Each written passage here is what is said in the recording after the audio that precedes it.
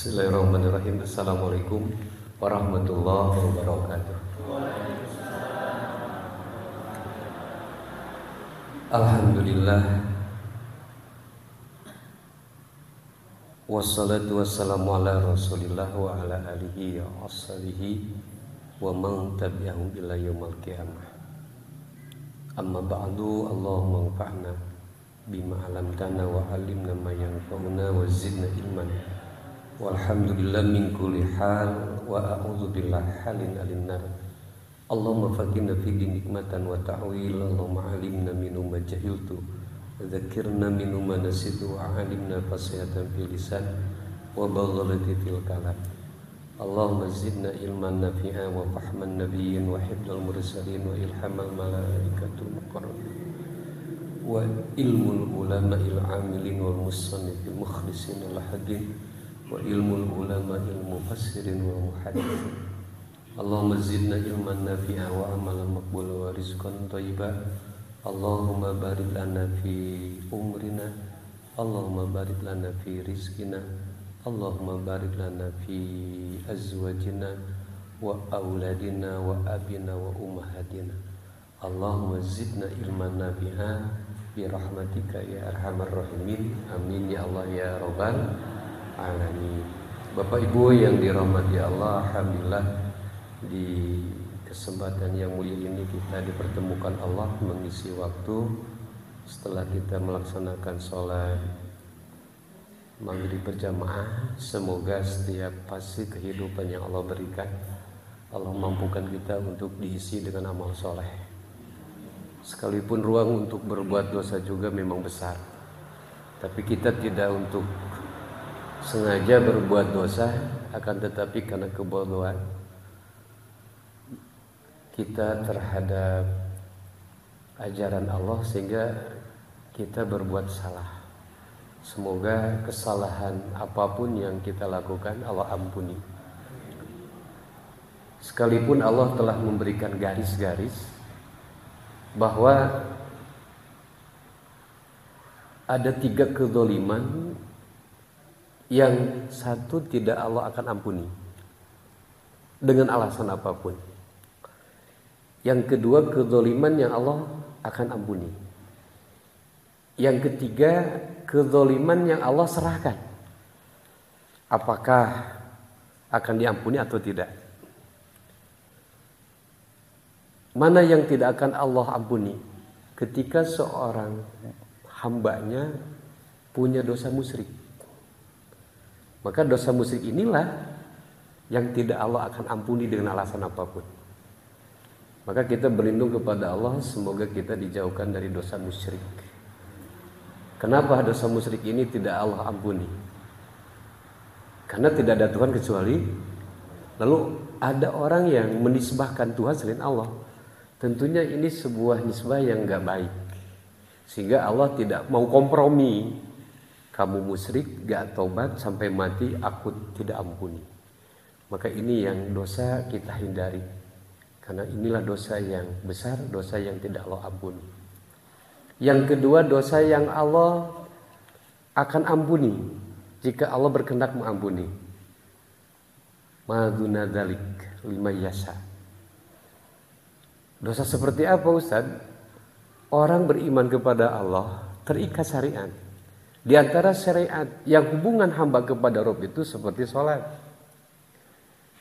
Orang itu beriman kepada Allah, disuruh sholat gak mau. Tapi dia beriman, gak musyrik. Bahkan dia yakini kalau gak sholat itu dosa. Orang yang meninggalkan sholat, tapi dia masih meyakini bahwa sholat itu wajib, tapi dia tetap beriman kepada Allah, maka yang seperti ini masih ada peluang diampuni, Pak. Atau dosa ibadah puasa. Karena puasa ini tidak ibadah sosial, tapi seorang hamba taat kepada Allah.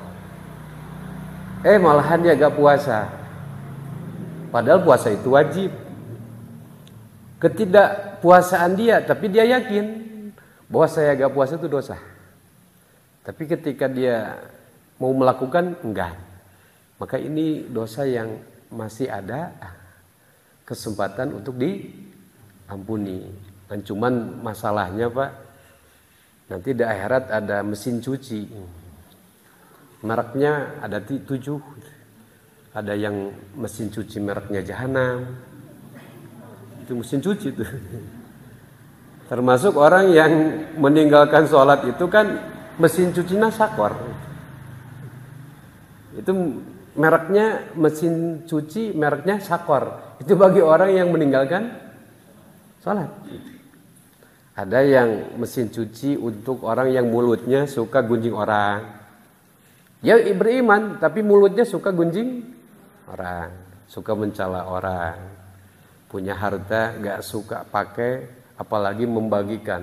Ngumpul-ngumpul harta. Dia beriman kepada Allah, mati insya Allah masuk surga. Tapi dicuci dulu. Apa mesin cucinya? Hutomah. Merek Hutomah. Bang Nur, badai di mesin cuci.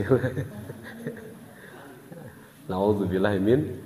Yuk kita berusaha beriman tapi juga mentaati apa yang wajib kita taati, terutama hal-hal yang menyangkut kewajiban seperti sholat yang 5 waktu, puasa Ramadan, zakat yang terikat wajib seperti zakat fitrah, atau orang yang telah nisab zakat maka wajib, atau orang yang telah mampu beribadah haji umrah ya berangkat saja karena itu adalah kewajiban. Dan kalau ditinggalkan selama dia masih membenarkan itu adalah kewajiban, maka tetap berdosa. Tapi tidak disebut orang musyrik, kafir apalagi, tetap orang beriman secara akidah, tapi dia mengkufuri syariat. Maka itu ada peluang untuk diam. Ada yang ketiga, dosa yang terserah. Apakah Allah ampuni atau tidak? Ini dosa yang berhubungan dengan sesama. Kayak orang berhutang, dia janji seminggu mau bayar. Udah 5 tahun can mayar-mayar. Itu dosa gak? Dosanya ke Allah atau ke orang? Nah, nanti di yaumul akhir akan ada pengadilan. Akan dipertemukan 2 orang yang belum selesai persoalan muamalah ini. Kalaulah orang yang berhutangnya memaafkan, ya Allah akan maafkan. Tapi orang yang bersangkutan tidak memaafkan, menuntut, maka Allah tidak akan maafkan. Nah, itulah dosa yang Allah terserah kepada orang yang bersangkutan. Kayak seorang istri, itu kan ada sangkutan dengan suami. Kalau suaminya memaafkan, maka Allah memaafkan. Kalau suami tidak memaafkan, Allah pun juga gak maafkan, Pak. Berarti ada dosa yang dimaafkan atau tidaknya oleh Allah tergantung orang yang bersangkutan. Seorang suami menzalimi istri, itu kan tidak baik, itu dosa. Tapi apakah Allah maafkan sekalipun dia tobat? Ya Allah ampuni dosaku, aku sudah tidak baik kepada istriku. Apakah Allah ampuni? Kalau orang itu belum datang ke istrinya, belum tentu, gak cukup ya Allah ampuni saya berdosa ke istri saya.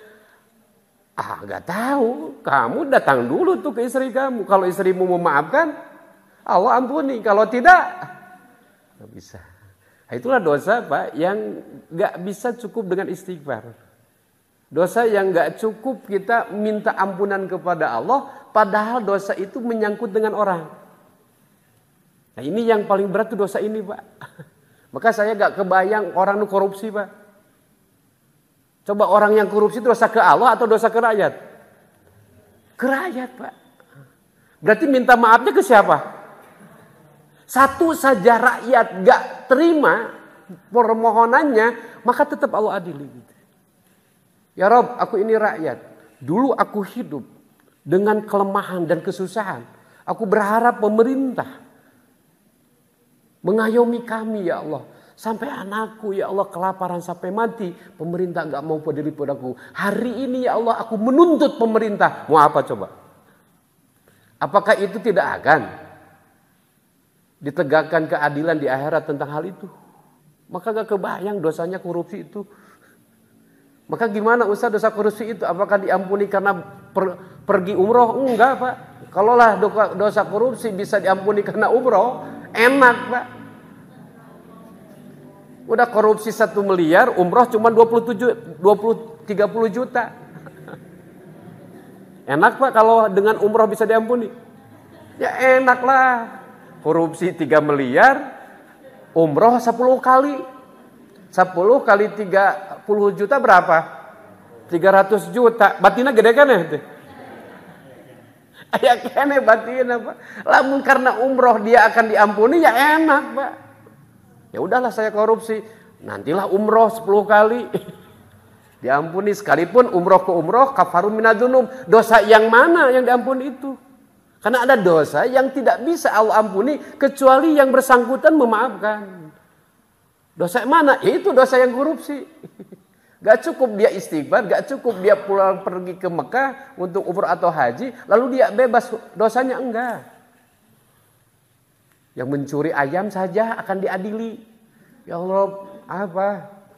Dulu ayamku itu sangat dicintai. Pas dok diadukan isu ya. Oh, aku pengen tahu ya Allah siapa yang mencurinya. Malaikat, buka itu kamera. Buka file penyimpanan data. Kan muhit, Allah tuh al-muhit. Yang maha meliput, mengamera. Meliput, Allah tuh diliput. Dan itu direkam dengan baik. Kamu pengen tahu gak siapa yang mencuri ayam? Ya Allah, gak tahu tuh siapa. Akhirnya dibukalah file. Memori tentang waktu itu. Oh, gening si anu. Ya Allah datangkan orang ini. Oh gitu, Jibril. Malaikat ambil tuh orang itu, didatangkan. Kamu yang mencuri ayam kuring teh? Saya kuring Pak Haji teh ya. Teh paling. Oh, untuk Pak Haji iraha. Itu telikan. Cing, bisa enggak seseorang untuk mengingkari? Wong itu rekaman diputar ulang. Semuanya enggak bisa, Pak.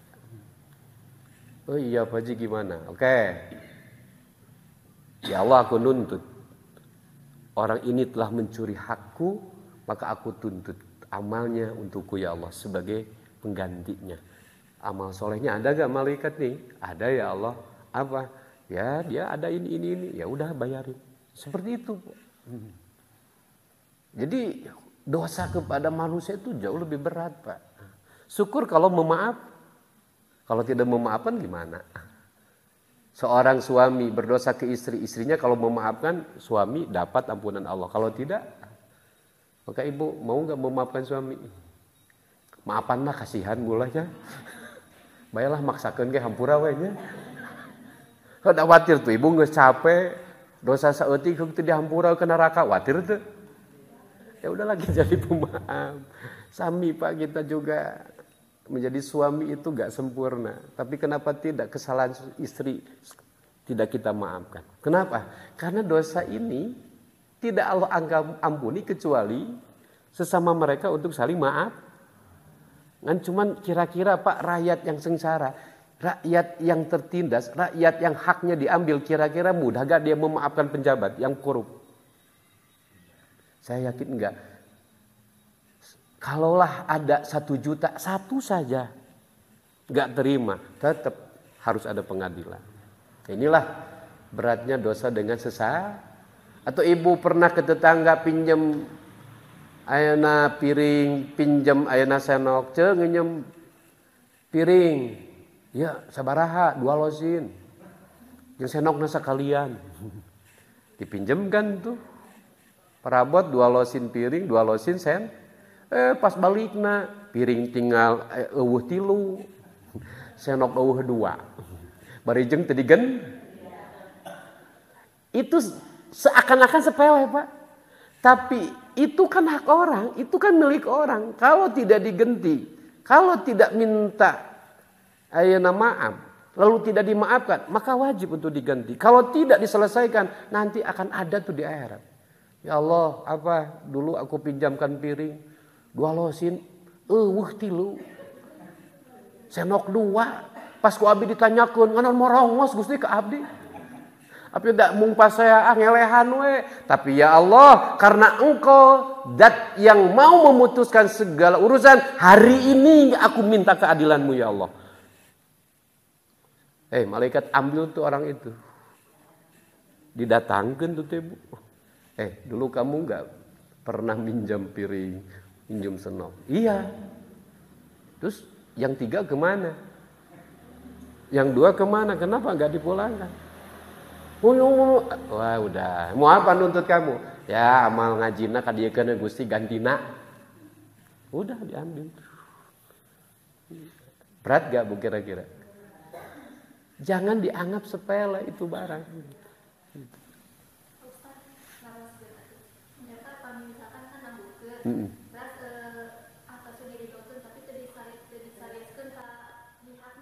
Itu belum selesai. Kalau kita meridhokan, tapi persoalan belum selesai. Kalau meridhokan, orang yang bersangkutan harus ketemu. Ari ece ieu teh deuk mayar mau. Gitu kan? Bukan, belum selesai. Bukan masalah dosa atau tidak. Tapi belum selesai. Bagaimana penyelesaiannya? Ya datang. Ari ece ieu teh deuk mayar moal itu ceung bener. Oh udah ketunyi iraha ece geus 100 kali janji, 100 kali henteu ece. Tah kieu we tuh aya nama mun ece geus teu sanggup bayar, abdi rela ridho wios teu dibayar masihan tapi ece kudu nampi. Tah mun si ece itu nampi sasalaman selesai. Baru selesai. Kalau tidak belum ada itu belum selesai. Mungkin ridho nate karena geus jengkel. Geus Ustaz diridokeun jengkel nagihan wae. Kan gitu. Nah atuh ridhokeun na datangan lebar gede nginjumna sabaraha? 100 juta. Bisa enggak Pak meridhokan 100 juta hutang? Kira-kira. Nah, kalau bisa kan keren, 100 juta wios, nu 100 juta merek. Cuk si Ucut teh nampi, yes. Alhamdulillah. Artinya itu harus begitu prosesnya, harus ada ikrar. Harus ada ikrar. Kalau tidak ada belum selesai. Sekalipun seorang itu telah merelakan, tapi tetap itu belum selesai. Tetap di akhirat. Nah, nanti di akhirat gini, ada tuh ceritanya. Ada orang yang berhutang. Lalu itu belum selesai sampai dua-duanya mati. Maka akan dihadirkan di hadapan Allah untuk Allah adili. Kamu dulu punya hutang. Belum selesai tuh. Gimana? Kapan tuh ya Allah? Ke siapa tuh? Malaikat datangkan orang yang menghutangkannya. Didatangkan. Oh seucunya. Iya tuh ya Allah gimana? Ya udah. Kamu mau nuntut enggak? Bahwa harta yang dipinjamkan itu hak kamu. Tapi kamu belum mengembalikan. Maka hari ini aku Tuhan untuk menentukan keputusan tergantung kalian. Apakah engkau yang menghutangkan membebaskan ridho? Dan keridhoanmu aku akan bebaskan orang yang meminjamkannya dan aku ganti dengan surga. Tinggal pilih, mending bebaskan, mending surga. Maka orang yang menghutangkannya diberikan surga khusus bagi orang yang mau membebaskan hutang. Ada nanti Pak, ada surga yang khusus itu surga bagi orang yang mau meridhokan hutang. Kira-kira ibu pilih mana? Pilih surga, pilih nungtut? Tergantung ibu emosi nawe. Mun hayang puas tungtut. Tapi lamun hayang babarangan ke surga mending milih. Maka Gus Baha kalau semua orang tahu hadis ini, maka minta yang berhutang supaya bisa mayar. Kenapa? Karena bagi orang yang meminjamkan hartanya, satu bu itu udah nilai sedekah di mata Allah. Jadi Allah itu tidak sia-sia ketika kita membantu orang. Sekalipun meminjamkan, Allah tetap nilaikan sedekah. Hebatnya lagi, itu sedekahnya atau meminjamkannya katakan 100.000. Tapi Allah akan nilai dia bersedekah dengan nilai uang tersebut dikali 18 per hari. Sampai kapan? Sampai uang yang 100.000 dikembalikan. Umpamanya 100.000 Pak. Kita minjamkan uang kepada orang tersebut. Menolong kan? Dan itu tiap hari kita di sisi Allah seperti dianggap dia bersedekah 1.800.000 setiap hari. Di sisi siapa? Allah sebagai pahala. Kalau 10 hari, berarti dia tiap hari bersedekah 1.800.000. Allah tulis sebagai pahala. Sampai uang itu dikembalikan. Maka ibu, kalau ibu meminjamkan orang itu telat, nyantai aja. Di sisi Allah tetap diberi pahala. Bayang kalau ibu pinjamkan 100 juta. Berarti ibu sama dengan sedekah 1,8 M per hari.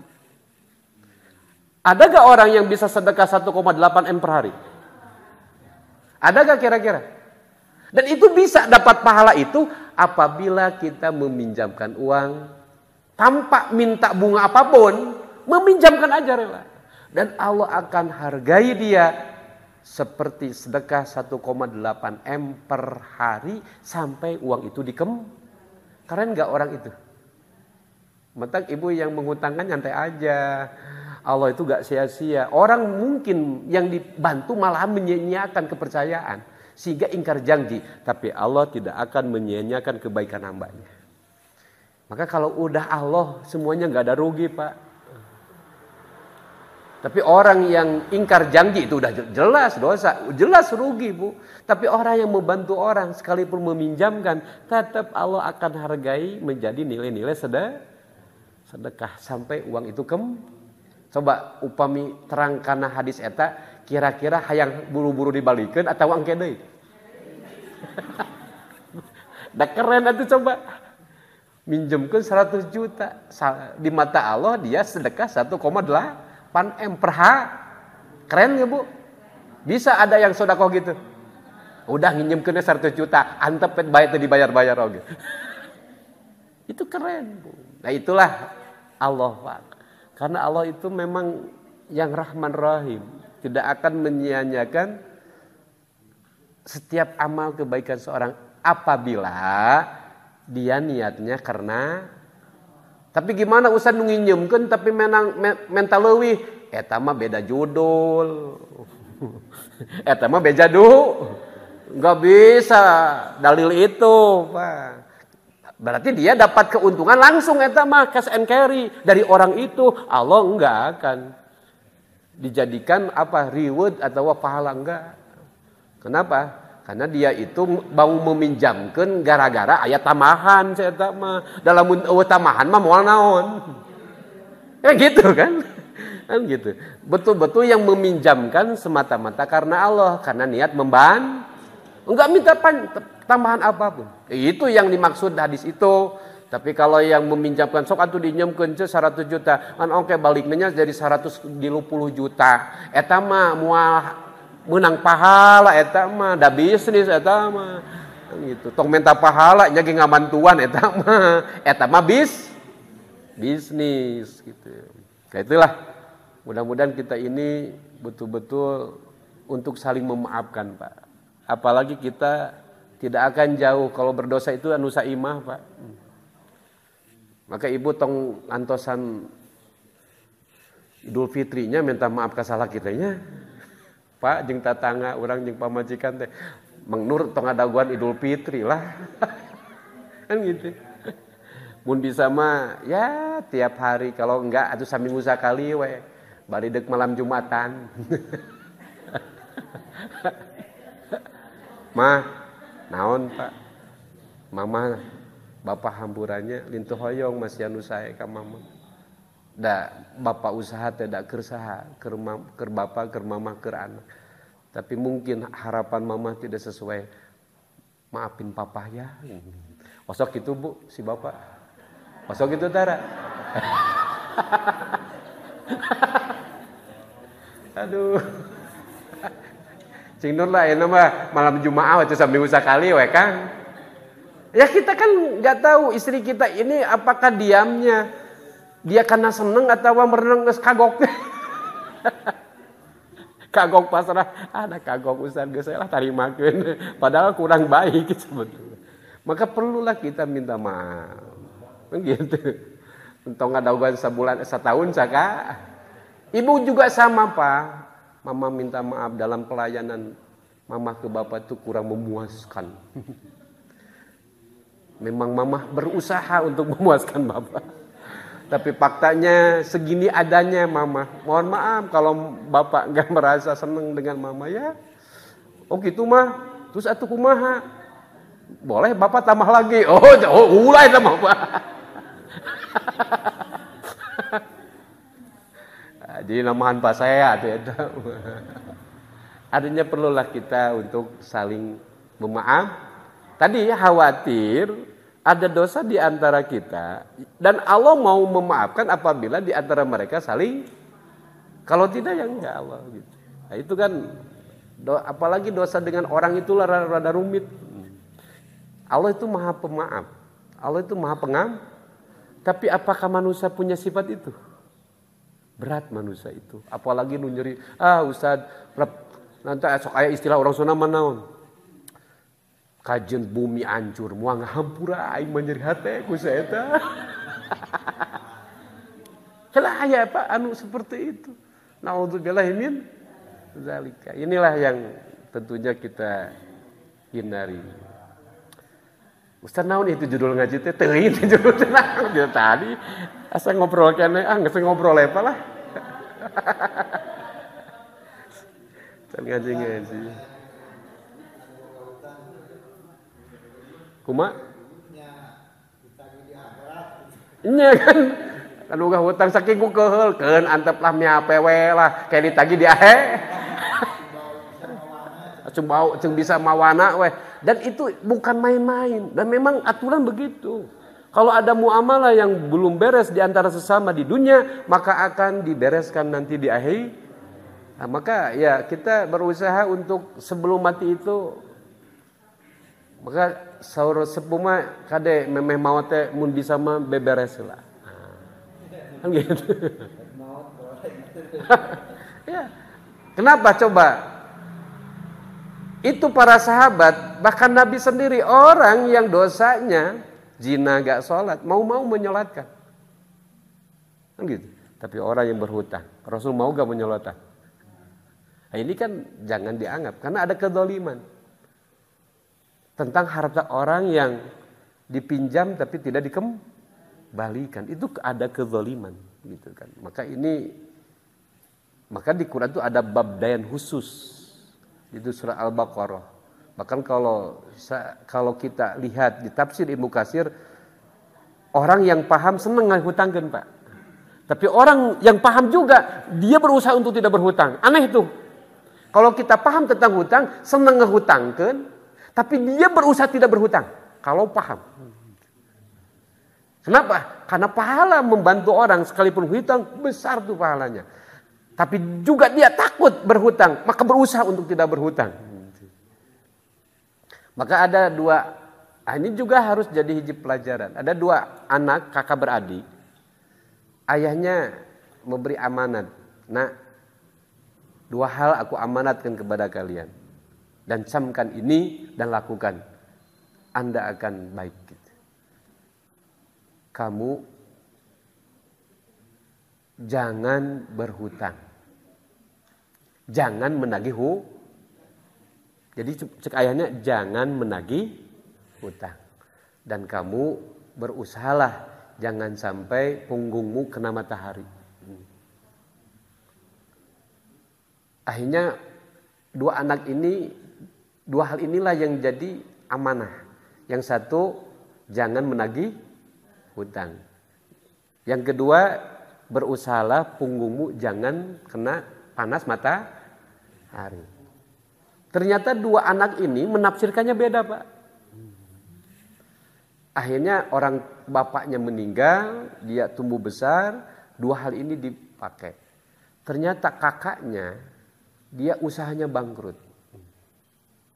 Akhirnya ditanya sama ibunya, "Nak, kenapa engkau bangkrut?" "Wahai ibu, bahwa aku berbisnis, banyak orang yang berhutang. Tapi ayah bilang jangan nagih hutang. Sehingga modalku semuanya di luar." Akhirnya dibangkrut.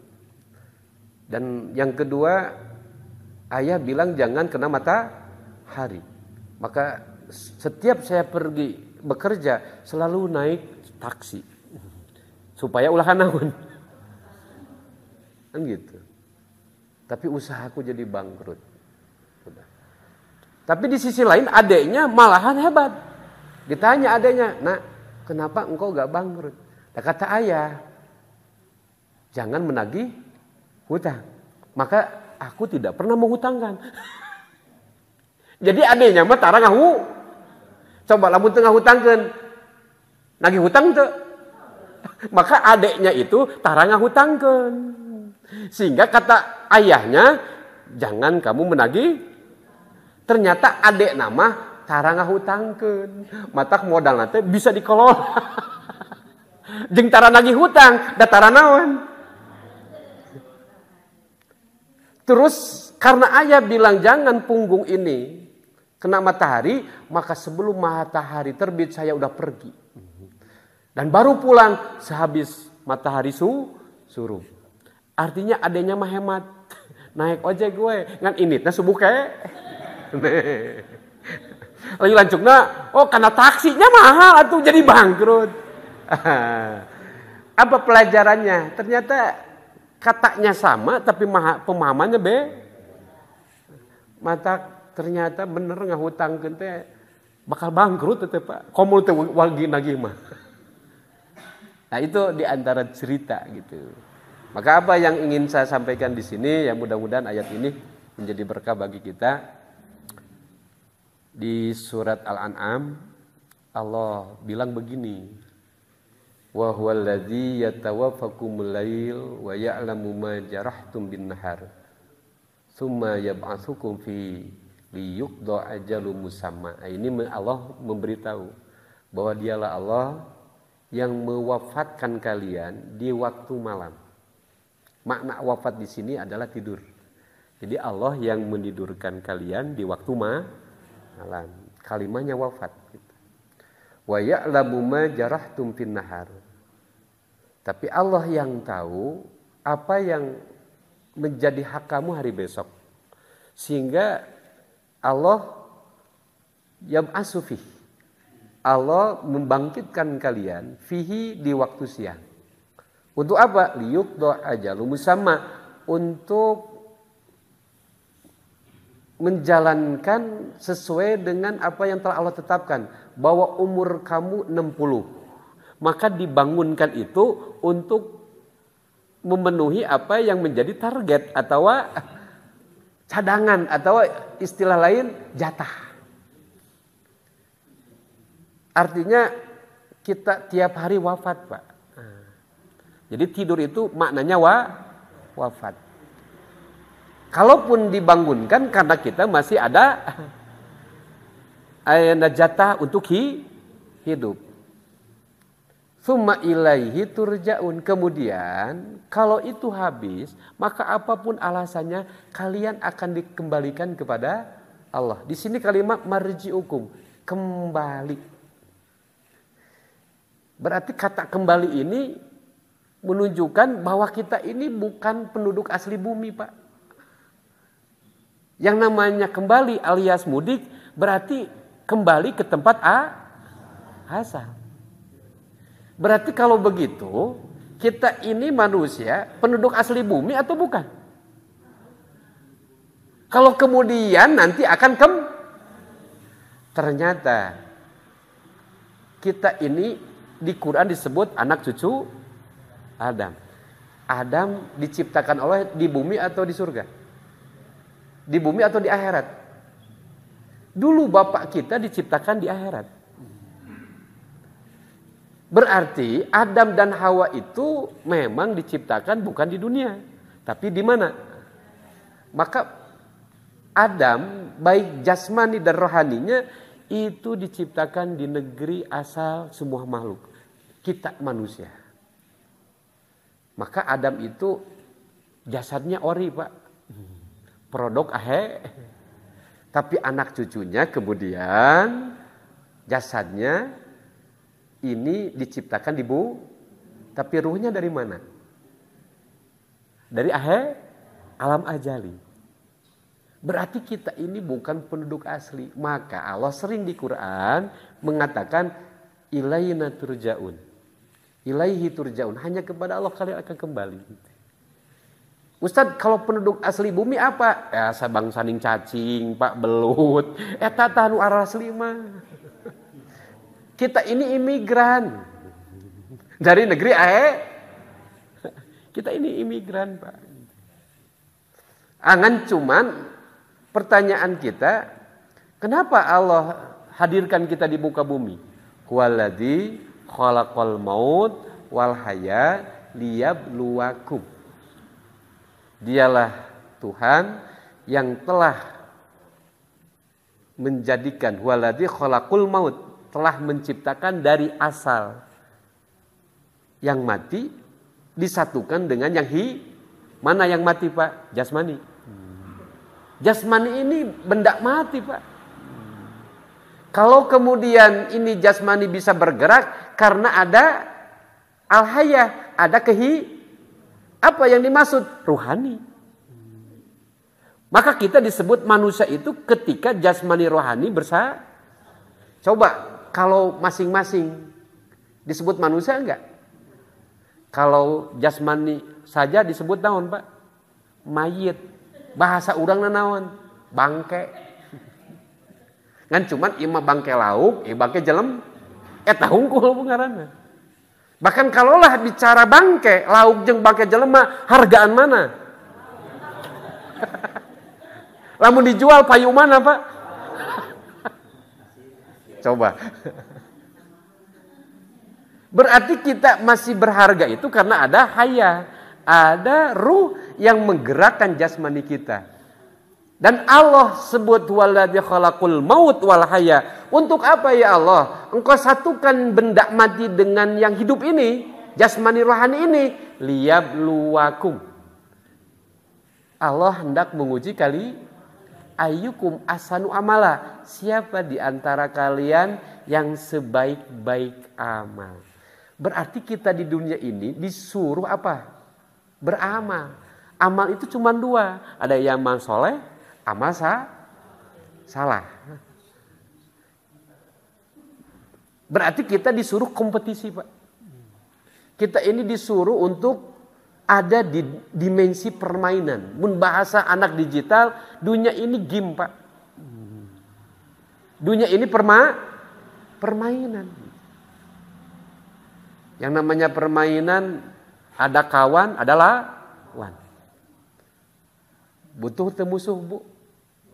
Lamun dina permainan Mang Nur butuh musuh. Kamari Persib kompetisi. Di liga naon? 1 kan? Musuhna jeung naon kamari teh? Sendiri. Permainan lain eta. Perkompetisi. Ada musuh, ada kawan. Kita juga perlu, Pak, musuh. Maka Allah ciptakan musuh. Siapa? Maka setan, iblis ini musuh bagi Adam dan anak cucu. Kenapa Allah ciptakan musuh? Biar asik mainnya. Kabayang tuh, Pak, Persib latihan, jeung bertanding asik mana? Asik latihan, asik keneh kamari kompetisi nyaga eleh. Lamun kawan jeung kawan main, Pak, eta mah lain main, eta mah naon? Latihan. Tapi ketika bicara kompetisi kudu aya musuh teh. Berarti iblis, setan Allah ciptakan untuk menjadi kawan bermain. Yang kade mainna ulah elehan, eta masalahna.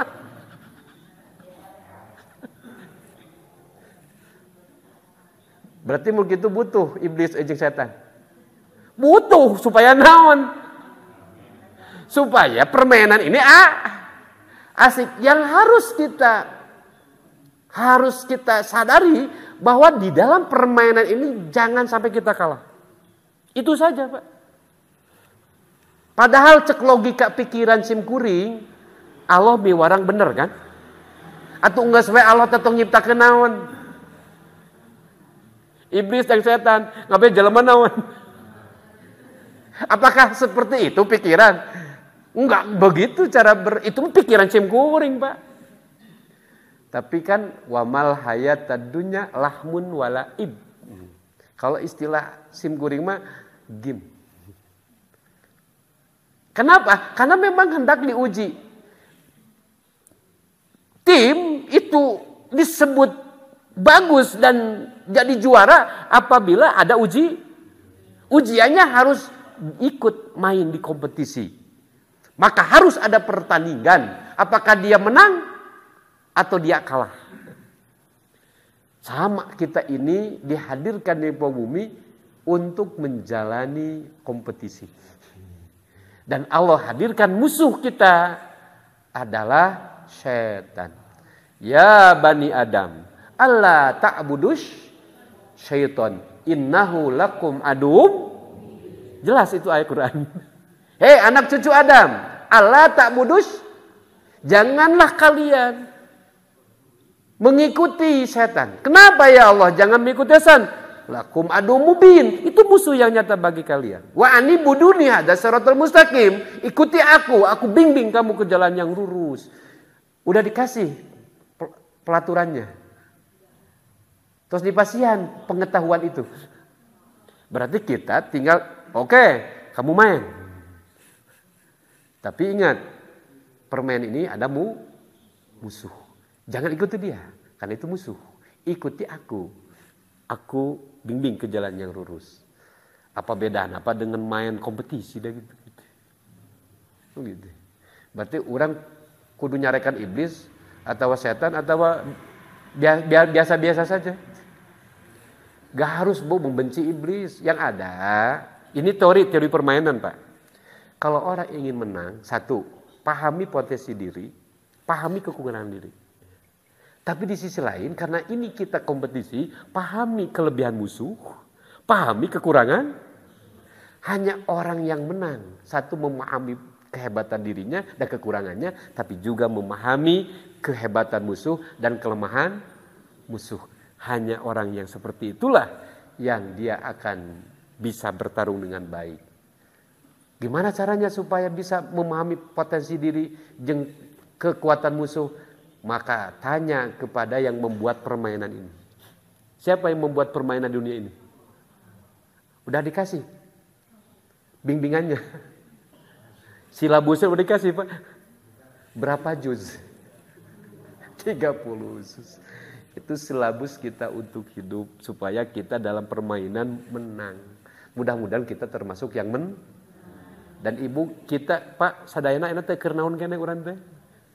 Ke kompetisi kene.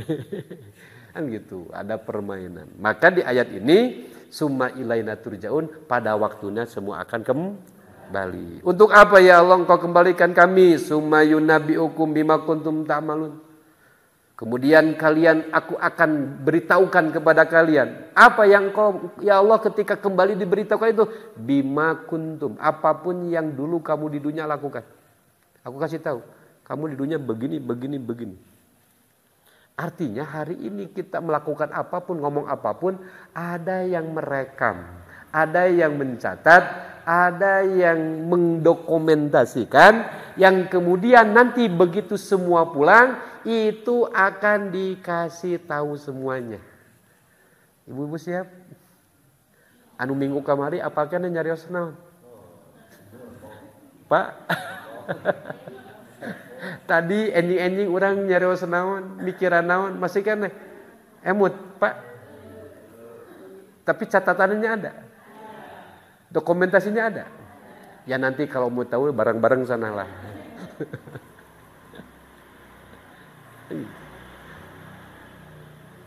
Wa huwal qahir, dialah Tuhan, kata Allah, aku ini Tuhan Al-Qahir yang Maha Kuasa.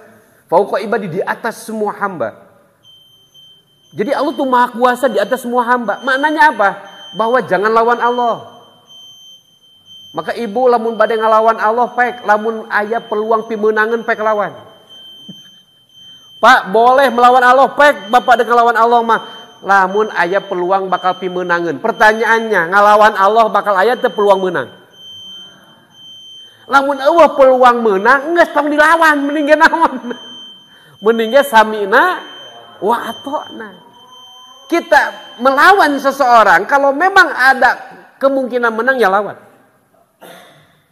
Tapi lamun tidak ada kemungkinan menang, daripada rusak, daripada hancur, lebih baik udah. Apa istilah bahasa kita lamun imah? Nyerah.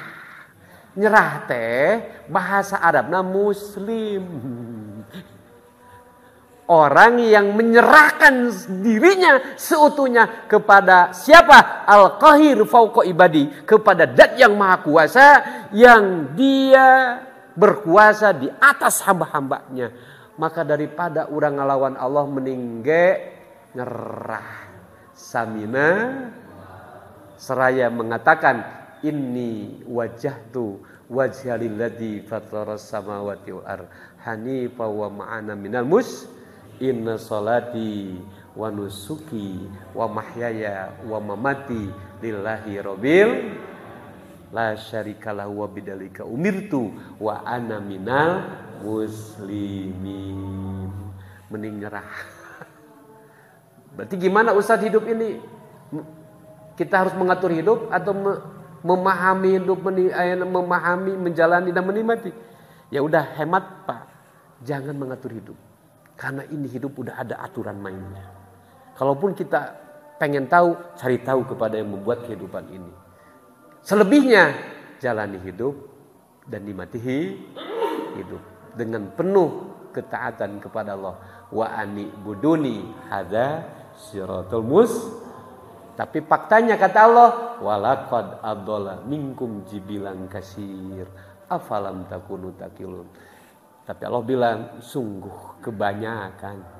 Malahan mengikuti siapa? Setan. Pada Allah udah kasih tak. Mana ada musuh akan menyelamatkan kamu, yang ada akan menghancurkan. Maka aku larang kamu ikut. Faktanya walaqad adalla minkum jibilan kasir. Dan ternyata itu menunjukkan bukan sedikit yang mengikuti setan. Jumlah yang banyak. Sampai Allah menegur. Afalam takunu takilun. Manusia, kenapa kalian tidak mikir? Nah, inilah Allah subhanahu wa ta'ala. Karena sayangnya kepada kita. Sampai sering negor dengan afala takilun, afala ta'lamun, afala tatadabbarun. Gitu. Dan kita gak ngeh itu kalimat-kalimat teguran. Karena banyak orang yang gak mau memperhatikan ini. Gitu. Maka Allah subhanahu wa ta'ala sampai katakan, ya udah, yursilu alaikum hafadhah. Maka aku akan utus di tengah kalian itu malaikatul hafadhah, malaikat penjaga. Ternyata Bu, Allah sayangnya kepada kita sampai Allah utus malaikat hafadhah, malaikat yang memang memelihara kita. Yang ibu kenal siapa? Kenal enggak malaikat yang bersama kita, Pak? Raqib, Atid. Siapa lagi? Ibu sering gak ketemu dengan Mikail? Jeung Jibril, kenal gak? Apalagi dengan Mikail harus kenal tuh dia. Itu kan pembagi logistik, pembagi rezeki kan? Ibu peryogi rezeki Pak. Kenali dia tuh. Dia tuh sangat paham bagaimana membagi rezeki. Maka kenal itu Mikail. Atau ibu kebingungan dapat input, kenali Jibril. Maka Rasulullah bertanya, ya Jibril, setelah aku mati apakah engkau akan turun ke bumi? Ya turun juga gitu.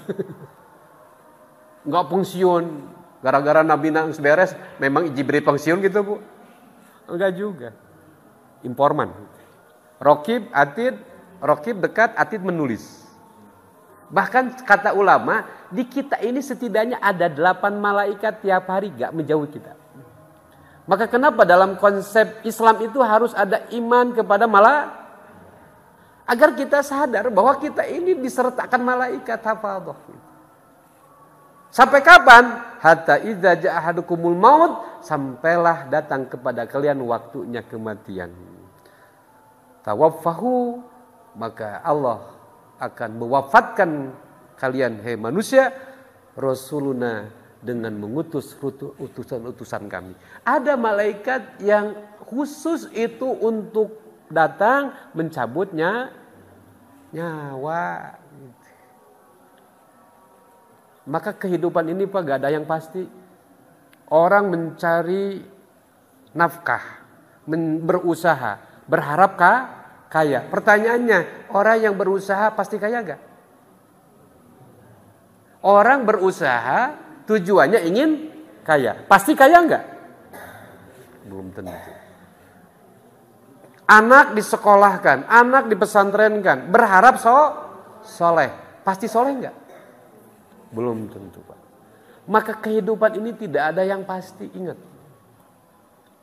Yang pasti cuma satu, mati. Dan cuma persoalan waktu saja.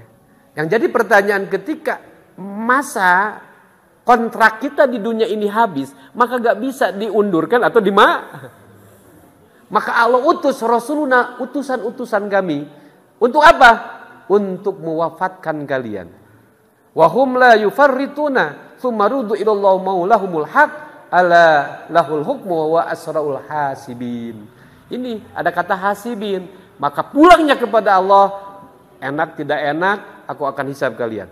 Hasibin itu kalian semuanya akan ditanya pertanggungjawaban. Maka kita bersyukur hari ini dapat informasi ini Pak. Sebelum kematian yuk kita untuk hanya satu, berbuat baik saja. Mumpung masih kita hidup.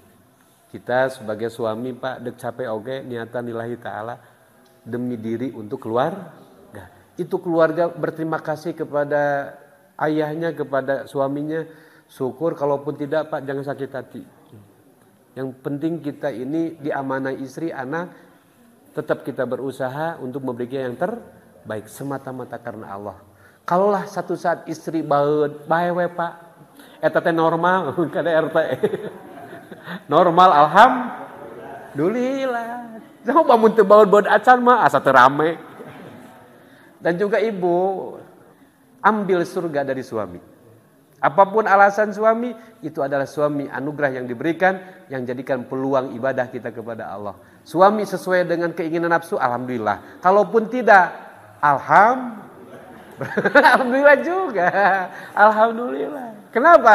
Karena di sana ada peluang rahmat Allah, ridho Allah, di keriduan suami. Kita dianugerahi anak, kita baik kepada anak. Ulah sampai siga anu kasus ngabunuh 4 anak. Naudzubillahi min.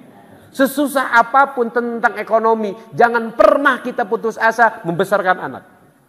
Dan kita yakin ada Allah. Kalaupun ekonomi rusak dalam arti kondisi yang sulit, biarkan kita punya Allah. Kira-kira ibu sedih gak? Anak itu masih kecil, dibunuh ayahnya, istrinya ditempeleng. Naudzubillahi min. Dengan alasan faktor Padahal orang yang susah hari ini banyak Pak.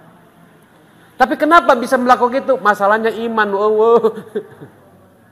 Nah ini, maka perlu kita untuk saling memperkuat keimanan. Kenapa? Hanya iman inilah yang mampu kita menjalani hidup dengan tenang. Hanya dengan iman kita masih menyimpan harapan kepada pertolongan Allah. Tapi lamun tos teu aya iman, naudzubillahi min dzalik. Jangankan kekurangan, dibere leuwih ge anger jadi dosa Pak. Oh iman mah gitu. Maka sebelum kita wafat, mudah-mudahan kita telah menjadi seorang yang muslim. Sering gak Pak ngadangu?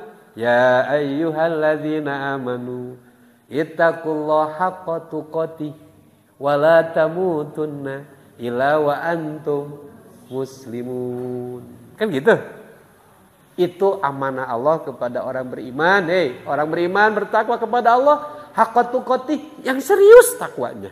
Bahkan janganlah engkau mati kecuali kondisi kamu telah tunduk patuh kepada Allah. Apa doanya Ustaz? Ada doanya. Rabbi auzi'ni an ashkura nikmataka allati an'amta alayya wa ala walidayya wa an amala sholihan tardah wa aslih li fi dzurriyyati inni tubtu ilaika wa inni minal muslimin. Itu doanya Pak. Untuk target kita 5, apalagi yang usianya 40 tahun ke sini. Hatta idza balagha asyaddu. Sampailah kalian usia dewasa berapa? 4 sanah, 40 tahun. Fayaqul, hendaklah engkau menetapkan harapan apa? Rabbi auzini an ashkura nikmataka allati an'amta alayya wa ala walidayya. Yang pertama bersyukur kepada Allah, bersyukur kepada orang tua. Yang kedua wa an amala sholihan tardah. Orang 40 tahun kadi tos teu aya amal kecuali amal nu soleh yang membuat Allah ridho. Yang ketiga wa aslihli wa min dzurriyyati. Nu katilu orang nu 40 tahun kadi tos sibuk memperbaiki diri. Kalaupun mau memperbaiki bukan orang lain, keturunan. Yang keempat inni tubtu ilaika, orang 40 kadieu mah wayahna kudu geus balik teh nanaon teh ka saha? Ka Allah. Yang kelima, kapanpun kita mau Allah ambil, pastikan muslim. Itulah yang menjadi target tujuan inti kita dalam kehidupan. Insya Allah mudah-mudahan usaha ini juga menjadi usaha yang akan mengantarkan kita semua kepada seorang yang muslim. Sehingga malaikat yang mau menjemput kita bukan naziat, tapi nashatot. Siapa naziat? Malaikat yang mencabut nyawa dengan kerasnya. Karena kebencian malaikat kepada orang yang durhaka kepada Allah. Tapi nasatot, malaikat yang mencabut nyawa dengan lembutnya, dengan kasih sayangnya. Karena dia itu orang soleh. Maut pasti, mudah-mudahan mautnya husnul khotimah. Subhanakallah wa bihamdika asyhadu an la ilaha illa anta astaghfiruka wa atubu ilaik. Hasbunallah wa ni'mal wakil, ni'mal maula wa ni'man nasir, wala haula wala quwata illa billahil aliyil azim. Assalamualaikum warahmatullahi wabarakatuh.